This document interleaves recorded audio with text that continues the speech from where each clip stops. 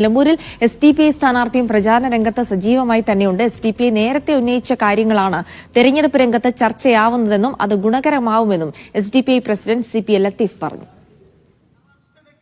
Advocate Sadiq നടത്തോടെയാണ് SDPIക്ക് വേണ്ടി നിലമ്പൂരിൽ മത്സരിക്കുന്നത്. വാഹന പ്രചരണവും കുടുംബയോഗങ്ങളും സ്ക്വാഡുകളുമായി പ്രചരണ രംഗം സജീവമാണ്. SDPI തമിഴ്നാട് ഘടകം സംസ്ഥാന പ്രസിഡന്റ് നെല്ലൈ മുബാറക്ക് തെരഞ്ഞെടുപ്പ് കൺവെൻഷൻ ഉദ്ഘാടനം ചെയ്തു. നല്ലതൊരു അക്സെപ്റ്റൻസ് ഈ അസംബ്ലി മണ്ഡലത്തിലെ നമ്മുടെ കാൻഡിഡേറ്റ് ഉണ്ടായിട്ടുണ്ട്.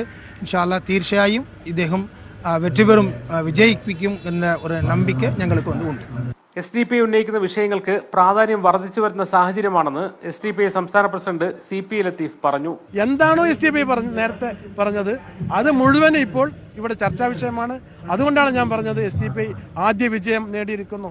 2014 നിയമസഭാ തെരഞ്ഞെടുപ്പിൽ SDPI സ്ഥാനാർത്ഥിക്ക് 4751 വോട്ടും 2021 3281 വോട്ടും നിലമ്പൂരിൽ നേടിയിട്ടുണ്ട്. മീഡിയ 1 നിലമ്പൂർ.